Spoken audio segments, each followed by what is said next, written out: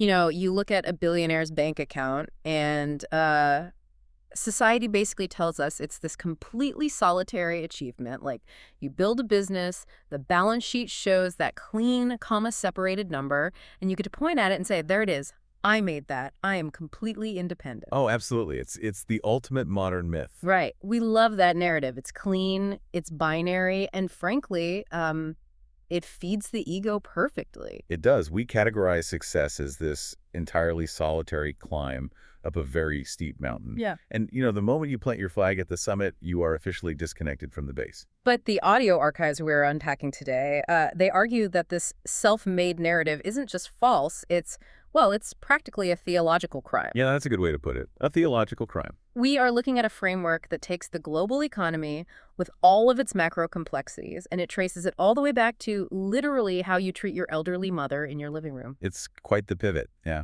It really is. So, welcome to today's deep dive. If you're joining us, we are acting as your guides through Lecture 5 out of 17 from the Tulu-e-Islam audio archives. We're focusing specifically on the scholar Ghulam Ahmad Parwez's commentary on Surah Israel, that's Surah 17 of the Quran, Ayat 23 through 28. And our mission for this deep dive is to synthesize the ethics laid out in those very specific verses into a much grander discussion. We're looking at the economic and social micro-unit. Which sounds super academic, but it's really about, you know, how does a massive society-wide economic system actually begin at home? Exactly. How do those mechanics ripple outward to the rest of humanity? Because they do. They absolutely do. Real quick, though, just a note to you as we get started. The original text we're unpacking today, it contains some incredibly fierce critiques of modern economic systems. Very fierce. Yes. Especially regarding capitalism and unrestricted private ownership. Right. So as your guides, we just want to be clear, we are not here to endorse a specific political or economic ideology. We aren't telling you what economic system to vote for or anything like that. Nope. Our job is simply to help you understand the internal logic of this specific lecture, what it's arguing, and, you know, how it defines the obligations we have to one another. It's all about mapping the territory of the text. And the territory here begins by completely dismantling the premise of that solitary individual we just talked about. It really does. The text starts its argument by looking at Ayat 23, and it posits that the self is never an island, ever. Right. You are not a monolith. You are this tightly woven node in a generational societal web. You are born into a system of shared resources before you even take your first breath. To explain that web, Parwez uses this incredible imagery around the concept of Rububiyyat. Rububiyyat, yes. And the way he frames natural resources is entirely different from how modern property law views them. He compares the natural resources of the earth, like the things absolutely required to sustain human life, to a freely flowing river provided by the creator. Right, because Rububiyyat roughly translates to divine nourishment or the systemic provision of the means of life. Yeah. And the text emphasizes that this flowing river of resources was given freely. Think about it. No human being paid a price to create the Earth's crust, or the rain, or the atmosphere. We just kind of showed up and it was here. Exactly. Therefore, the means of life are an endowment to humanity as a whole. They're inherently public. Okay, but let me push back on that for a second, because I know what people are thinking. Let's say I find that flowing river. I don't claim I made the water, sure, but I spend 10 years of my life building a highly complex water purification plant on the banks of that river. Okay, building the infrastructure. Right. I lay the pipes, I design the filters. Shouldn't I own the clean water that comes out of the tap? I mean, how does the text differentiate between hoarding a natural resource and protecting the fruits of my own labor? That is the crucial distinction the text makes, and it's a great question. The text doesn't invalidate human labor or the right to the fruits of that labor. Oh, it doesn't? No, not at all. If you build the purification plant, you absolutely deserve compensation for your time, your engineering, your effort. Makes sense. But the violation occurs when you claim absolute exclusionary ownership over the source itself. Oh, the river. Yes. When you say, because I built this plant, the river itself is now mine, and anyone who needs water must pay my price or die of thirst. Parwez argues that putting absolute boundaries on the essential means of life is a profound theological violation. And he uses a word that carries, immense weight in Islamic theology to describe this, right? But he applies it directly to economics. He calls it shirk. Yeah, shirk, which is traditionally understood as the ultimate theological sin. Like idol worship. Exactly. Associating partners with God, worshiping multiple deities, that sort of thing. But Parwez redefines shirk into the economic realm. Wow. According to this interpretation, the creator is the absolute owner of that flowing river of resources. So to commit economic shirk is to walk up to that river, build a dam, draw a hard line around a massive reservoir of that water, and basically declare, I am the sole absolute owner of this portion, and no one else has a right to it, regardless of their need. So by claiming absolute, unrestricted private ownership over the essential means of life, you are basically elevating yourself to the status of a co-owner with the divine. You are claiming a level of absolute sovereignty over the earth that, according to the text, belongs only to the creator. That is heavy. So to put it in a modern context, it's like inheriting a vast, beautiful, lush public park for free. Right. And the very first thing you do is build a massive toll booth at the entrance, put up a barbed wire fence, and start charging everyone else for entry, acting as if you manufactured the doot and the trees yourself. That's the perfect analogy. And the lecture points out a severe hypocrisy in how religion is often practiced today regarding this exact dynamic. How so? Well, people will argue endlessly over minor details of ritual worship. Yeah. They will debate whether a prayer was said too loudly or if someone stood the wrong way, and they will very quickly label deviations in those rituals as shirk. Right. They police the spiritual stuff intensely. Yeah. Intensely. But those same religious frameworks put absolutely no boundaries on personal property. They allow a person to hoard unlimited wealth, to fence off massive sections of the river while others starve, and they never issue a religious ruling of shirk against that hoarding. Because they falsely separate spiritual worship from personal property laws. Exactly. But this text views them as entirely inseparable. Your economic behavior, how you treat that flowing river of resources, is the ultimate manifestation of your spiritual belief. You can't separate them. You cannot claim to worship a single benevolent creator while actively hoarding the resources that creator meant for all of humanity. Fencing off the river is the idol worship of the modern age. Okay, I buy the argument that claiming absolute ownership over the earth is a fallacy. I get that we are part of this grand interconnected web. But honestly, how does this massive macroeconomic philosophy actually play out on the ground? Right. How do you live it? Yeah, because the text doesn't start with state policy or tax law. It jumps straight into family dynamics. Ayat 23 deals with how to treat elderly parents. And I have to admit, when I first read that, the whiplash was real. It is a bit jarring. Right. We're talking about cosmic ownership, flowing rivers, and societal structures, and suddenly we pivot to an injunction about being nice to your mom and dad. It feels like a leap from macroeconomics to like a Sunday school moral sermon. I know. It reads exactly that way if you view it through a purely modern, compartmentalized lens. But Parwez makes it really clear. The family home is not separate from the national economy. It's not. No, the home is the foundational cog in the societal machine. It is the economic and social micro-unit where the entire system of resource distribution is modeled, tested, and internalized. Okay, walk me through the mechanics of that. How is my relationship with my aging parents a cog in an economic machine? It hinges on the concept of the earning capacity and the historical debt you owe as a node in that generational web. The text asks you to look back at your own timeline. Think about when you were an infant. You were a pure consumer in the economic sense. You were entirely dependent, producing absolutely nothing. Oh, total deficit. I was a terrible investment early on. A total deficit. Now, when your parents fed you, clothed you, and sheltered you during those years, they weren't giving you charity. Right. They were fulfilling your fundamental human right to life and nourishment. And to do that, they actively cut their own needs. Wow.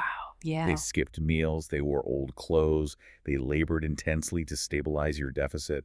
They poured their own earning capacity, their own energy from that flowing river directly into you. So they invested their surplus into my deficit so I could survive and eventually become, a productive node in the web myself.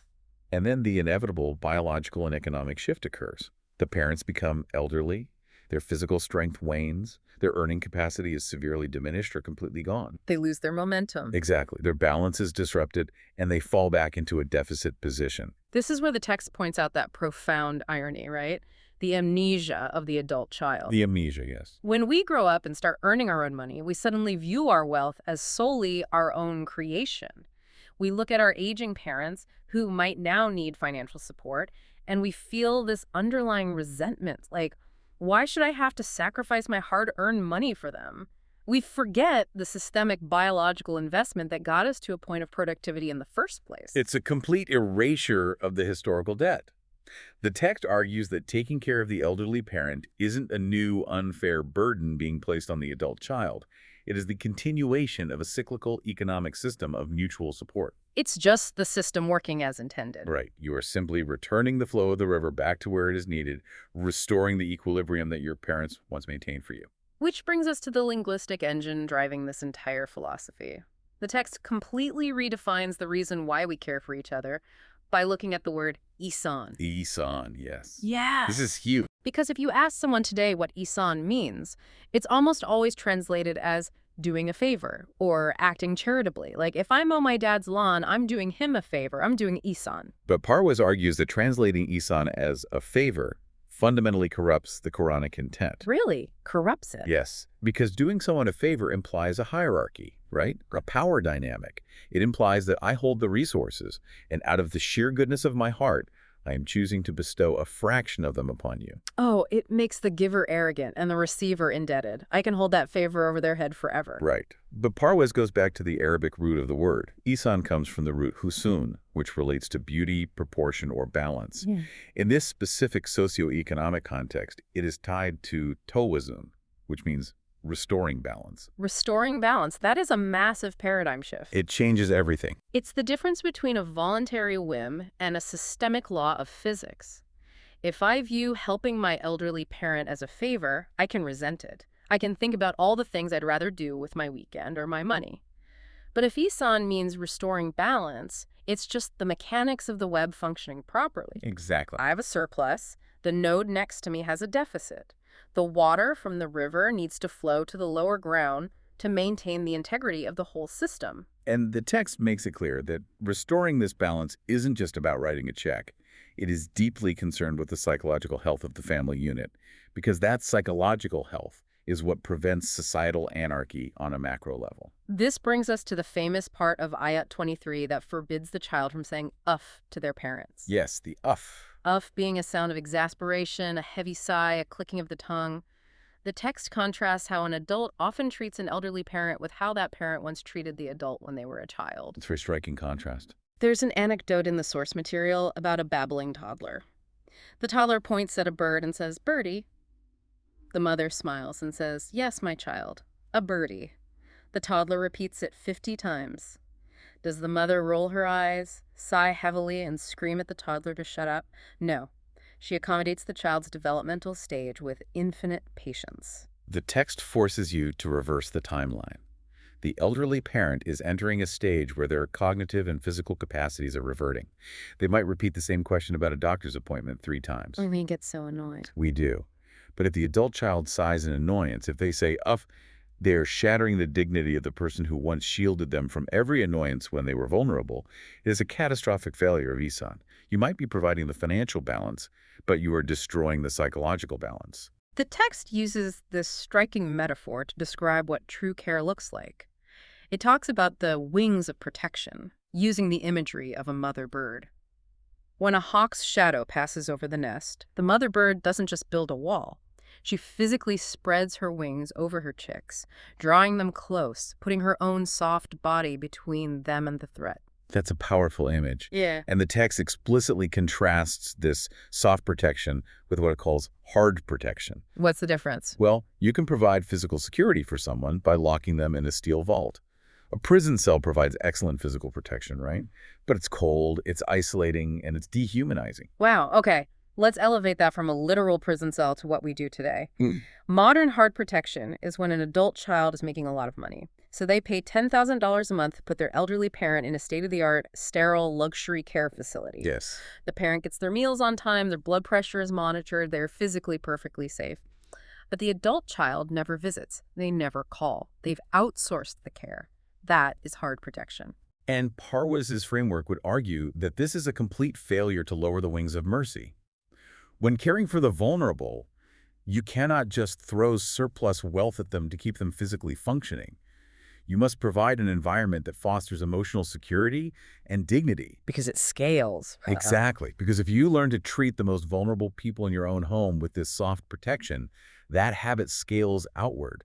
It trains citizens to value human dignity over mere economic efficiency, which is the actual bedrock of a stable society. But, you know, caring for someone deeply, especially when they're entirely dependent on you, can really warp your own mind. It can make you feel incredibly self-important. It really can. And the text anticipates this with what it calls the inner revolution, or inquilab. Ayat 24 tells a child to pray for their parents, to ask the Creator to have mercy on them.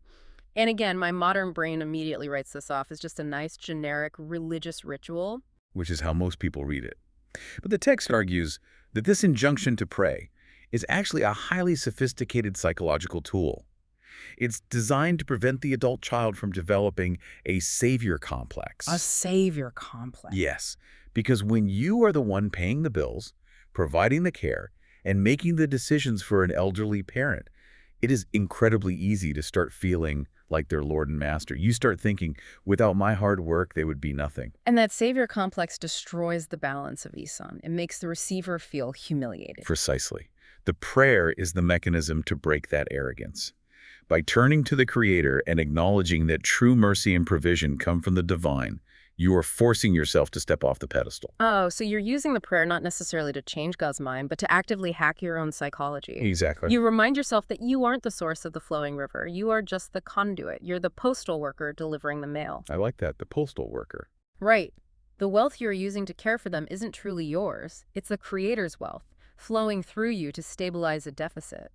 This is the inquilab, the internal revolution that allows the economic system to function without crushing the human spirit. And once the micro-unit of the family is stabilized through Ehsan, soft protection, and this inner revolution, the text zooms out. We move to Ayat 26, where the economic system expands from the family budget to the neighborhood. The text says this system of restoring balance expands in concentric circles. First to relatives, then to the miskin, and then to the wayfarer. I want to drill down into that middle term, the miskin. Yes, the miskin. This is usually translated as the poor or the needy, which kind of paints a picture of permanent passive destitution. But the text gives us a much more dynamic definition, illustrated by this brilliant Punjabi proverb about a cart stuck in a ditch. It's a fantastic visual. Yeah. Imagine a farmer driving a wooden cart down a dirt road. He has a healthy ox, a well-built cart, and he knows exactly where he is going. He is a productive, dynamic part of the economy. But suddenly, one of the wheels slips into a deep, muddy rut. Oh, no. The cart is stuck. The momentum just halts entirely. The dynamic life becomes static. The linguistic root of miskin implies a state of being stationary or halted. A miskin is not someone who is permanently incapacitated. They aren't a broken cart missing all its wheels. They are someone whose life cart has hit a severe rut, a sudden layoff, a medical bankruptcy, a localized disaster. So what does the person with the stuck cart need? They don't need you to buy them a whole new cart. They don't need you to unhook their ox and pull the cart yourself for the rest of their lives. No. They just need you and maybe a few neighbors to put your shoulders to the wheel and give it one massive coordinated push. You push them out of the ditch so they can get back on the road and continue their journey independently. The goal is to restore their momentum, not to replace it with permanent dependency. And this brings up what is perhaps the most profound philosophical distinction in the entire lecture. The deep dive into human dignity and the massive difference between giving charity, which the text calls kairat, and fulfilling a house, right, which is haq. We live in a world that operates almost entirely on the model of charity. We totally venerate philanthropists. We think that if someone writes a massive check to build a hospital wing, they have achieved the pinnacle of moral goodness. But the text argues that a charity-based economic model is actually fundamentally toxic to human dignity. It is. Because when a society relies on the whims of charity to care for its vulnerable, it creates a systemic psychological imbalance. The giver, intentionally or not, feels a sense of superiority. They feel they are graciously parting with their own hard-earned wealth to save the unfortunate. And the receiver is forced to basically perform their poverty. They have to hold out their hand, present themselves as broken, and appeal to the sympathies of those with surplus. It degrades their humanity. The alternative Parwez presents is fulfilling a haq, a truly equitable economic system structures wealth distribution not as a voluntary act of generosity, but as a fundamental legal and moral right of the marginalized. Right. To illustrate this, the text uses the example of a landlord taking his share of the harvest. A tenant farmer works a piece of land all season. At the end of the year, the harvest is gathered in bags.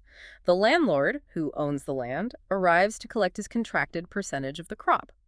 Does the landlord approach the farmer weeping, begging for a few grains of wheat out of charity? Of course not. He walks up with his ledger, points to the bags of grain, and says, "This is mine, loaded into my wagon." He simply claims what is already rightfully his. And the text points out that the Quran uses the exact same framing for the wealth given to the marginalized. Right. Ayat 26 does not say, give charity to the relative and the miskin. It says, give them their haq, their right. You're right. The surplus wealth you hold does not belong to you. It belongs to them just as surely as the harvest belongs to the landlord. It is simply resting temporarily in your pocket because you happen to be the node in the web that accumulated a surplus that week. That completely shatters my perception of giving, like entirely. If my neighbor's cart gets stuck in a ditch and they need $1,000 to cover an emergency medical bill and I have $1,000 of surplus sitting in my savings account, that money isn't mine to generously bestow upon them. Yep. It is their money. When they come to ask for it, they shouldn't have to grovel. They are just the landlord coming to collect their share of the river's water from my reservoir. Fulfilling a right preserves the dignity of everyone involved. The receiver doesn't feel humiliated because they're only taking what is legally and morally theirs. And the giver doesn't become arrogant because they're just fulfilling a basic structural obligation. They're paying a debt they owe to the societal web. It completely neutralizes the toxic power dynamic of philanthropy. But this forces us to reckon with the concept of surplus itself, which leads us right into our linguistic deep dive into tabzeer, or waste, and Parwez's razor-sharp critique of capitalism and consumerism. Because if my surplus wealth is actually the rightful property of the marginalized, what does it mean when I choose to spend that surplus on myself? It means you're committing a major offense. The verse explicitly forbids tabzeer. Now, usually we hear that translated as squandering or wasting money. But to understand its real economic weight, Parwez traces tabzeer back to its root word, budhr. Budhr means seeds, right. Specifically agricultural seed grain. Yes. Imagine an agrarian farmer bringing in the autumn wheat harvest. He has a massive pile of grain. To survive, he must divide this harvest into two distinct categories. The first category is for consumption. This is the grain he will grind into flour to bake bread and feed his family through the winter. It fulfills his immediate genuine needs. Makes total sense. But the second category is sacred. It cannot be eaten. The second category is the budhr, the seed grain. This must be carefully stored and preserved so it can be sown back into the earth when the spring arrives. This seed grain is the literal future. It is the mathematical guarantee that there will be a harvest next year. If you fail to sow the seed, the cycle stops, and next year, the entire community starves. So what happens when a farmer commits tabzeer? What is the catastrophe of vanity? Tabzeer occurs when the farmer artificially inflates his daily lifestyle. He looks at his consumption pile and decides basic bread isn't enough. He wants to eat rich, buttery pastries every single day. He wants to throw lavish feasts to prove to his neighbors how successful he is. But his consumption pile isn't big enough to support that luxury. Uh-oh. So what does he do? Driven by vanity, he crosses the line. He reaches into the sacks of budhr. He grinds down the seed grain to fund his current lifestyle. Oh, wow. He eats the future. He literally eats the future. He lives like a king for a few months. But when planting season arrives, his hands are empty. By eating the seed grain, he has destroyed his own future and the future of everyone who depends on him. Let's apply this to modern life because this reframes personal and corporate budgeting entirely. In a society, the consumption grain is the wealth you need to fulfill your genuine, reasonable needs: housing, food, education, security. The text isn't demanding ascetic poverty. Right. You're allowed to live. But the seed grain, the surplus wealth that a society generates, is not meant for individual vanity. That surplus is the hack we just talked about. It's the right of the vulnerable. It is meant to be sown into the miskin, into infrastructure, into getting stuck carts out of ditches. Therefore, tabzeer is the act of taking the societal seed grain and spending it on artificially inflated personal needs. It's building a 20-room mansion for a family of 3 while the neighborhood down the street lacks clean water. Or on a corporate level, it's exactly what you see when a company uses its record profits for massive stock buybacks. Yes. They use it to artificially inflate executive bonuses rather than investing that surplus into R&D or paying their laborers a thriving wage. They are eating the company's seed grain to fund immediate vanity. Exactly. So if I'm listening to this right now and I just got a big bonus at work, I'm debating whether to buy that unnecessarily flashy upgraded car I've been eyeing or just stick with my reliable sedan. Parwez's framework is demanding that I run a mental calculation. Right. I have to ask myself, is this car consumption grain, or am I about to eat society's seed grain? If I buy the flashy car, I am actively degrading the future stability of the very societal web I rely on. It makes luxury feel not just frivolous, but like structurally violent. And the Quranic text underscores exactly how violent this is in the very next verse, Ayat 27, which brings us to the core of Parwez's social physics. Yeah. Because the text doesn't just call people who squander resources foolish. It uses incredibly intense language. It declares that the squanderers are the brothers of Satan. The brothers of Satan. That is a heavy label. When we hear Satan or Shaitan, our cultural conditioning immediately conjures up a supernatural entity, a red guy with a pitchfork, or an evil spirit whispering bad thoughts into our ears. We think of it as a purely metaphysical antagonist. Sure. But Parwez reads this text through a lens of rationalist social physics. He analyzes the systemic functions of these words.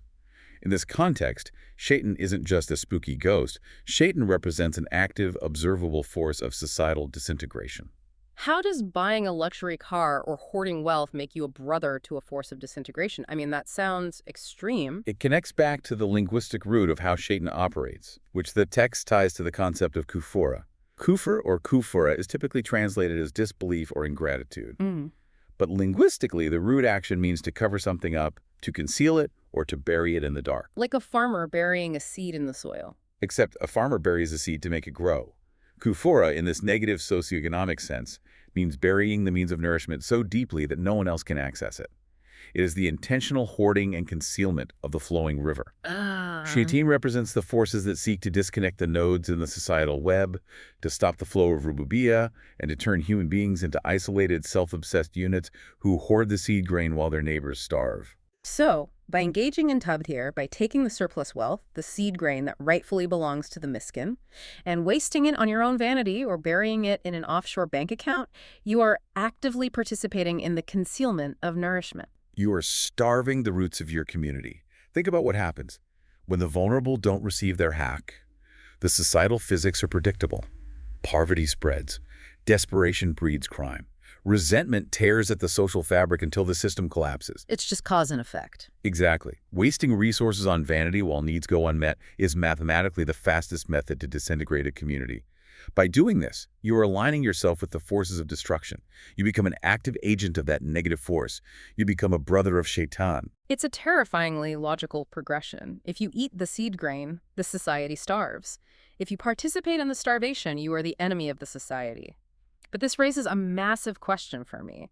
If religion, and specifically the deen, the way of life described in the Quran, is usually focused on spiritual practices, praying, fasting, and internal purity, how does this hard-nosed social physics fit in?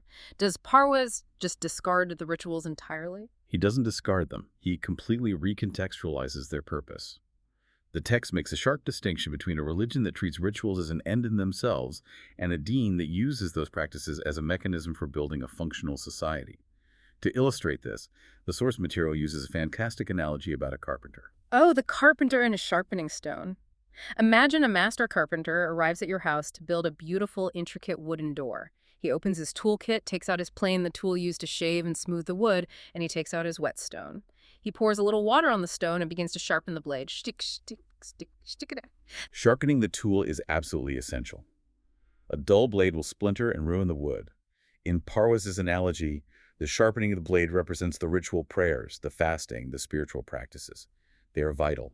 They are designed to sharpen the human soul, to cultivate discipline, empathy, and the psychological inquilab that inner revolution we discussed earlier.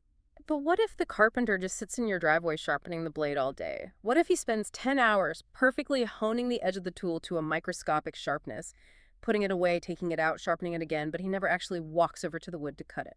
Then he has completely failed at his mission. He was hired to build a door, not to possess a sharp tool.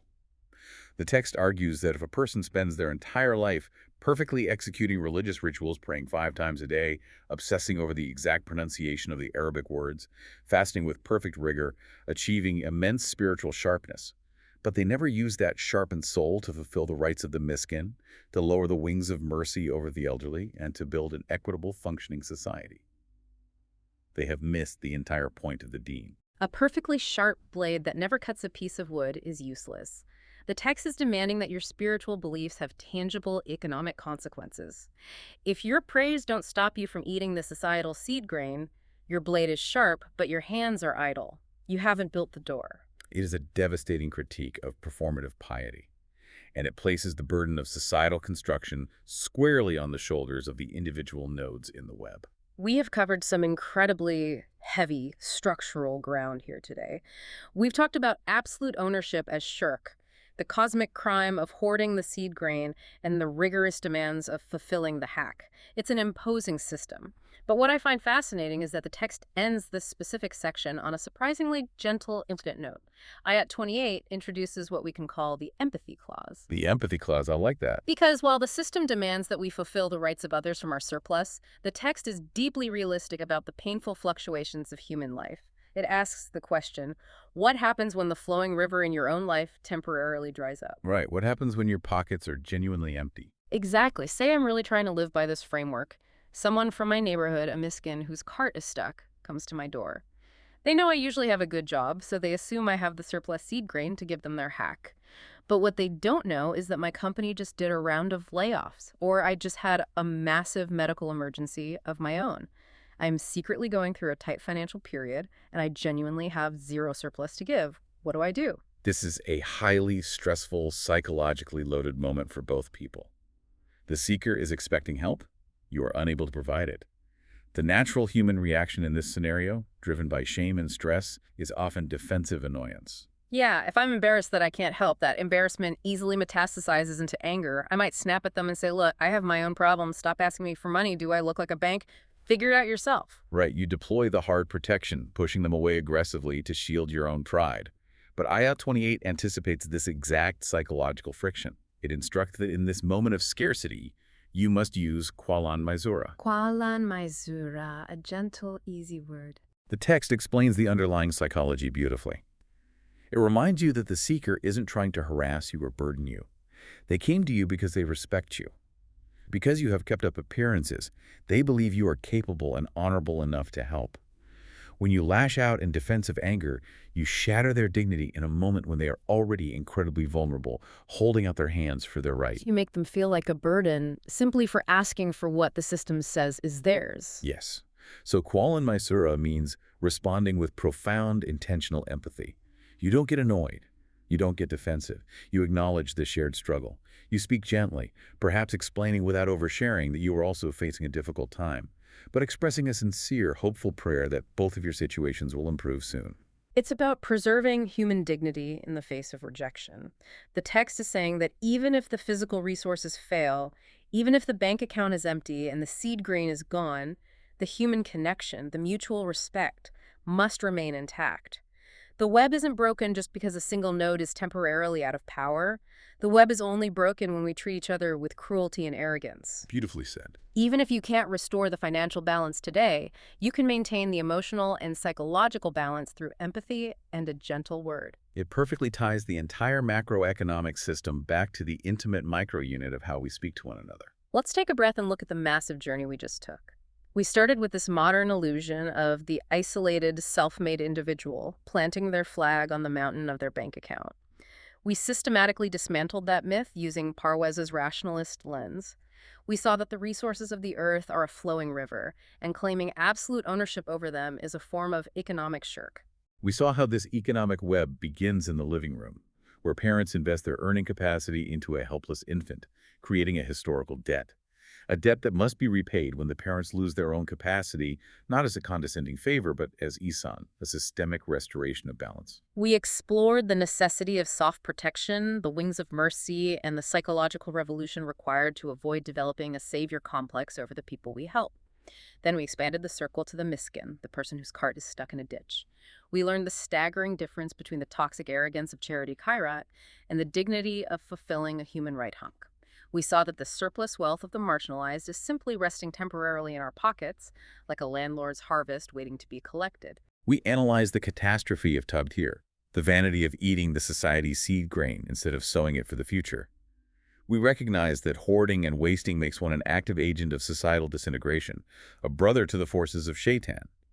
And we realize that all the ritual sharpening of our spiritual tools is completely useless if we don't use them to build the door of an equitable society. And finally, we learned that even when the resources run dry, our ultimate obligation to one another is empathy and the preservation of human dignity through a gentle word. It is a complete structural paradigm shift. We have to stop seeing ourselves as independent owners and realize we are deeply connected, deeply obligated nodes in a generational web. And the most incredible part is that this is just the beginning of Parwez's economic framework. We have literally only covered the microunit today. Moving from the family budget to the national economy in Lecture 617, covering Ayat 2933, we will look at the Quranic middle way, the hand tied to the neck versus the fully extended hand, and the extreme consequences of social imbalance. That is going to be a fascinating exploration of macroeconomic policy based on these exact same principles. But before we sign off, I want to leave you, our listener, with one final thought to mull over, building on everything we discussed today. Yeah, take over. We talked a lot about that flowing river and the toll booths we build on it. Think about the modern philanthropic landscape. Billions of dollars are given away every year at massive galas by billionaires putting their names on hospital wings and museums. If our modern definition of charity is actually an insult to human dignity because it makes the giver feel like a savior and the receiver feel like a burden, how much of today's philanthropy is actually just us feeding our own egos rather than fulfilling a fundamental human right? Are we actually helping the miskin, or are we just building fancier toll booths on a river that never belonged to us in the first place? Thank you so much for joining us on this deep dive. It's been an incredible journey unpacking this material with you. Until next time, keep questioning, keep learning, and keep looking at the web that connects us all.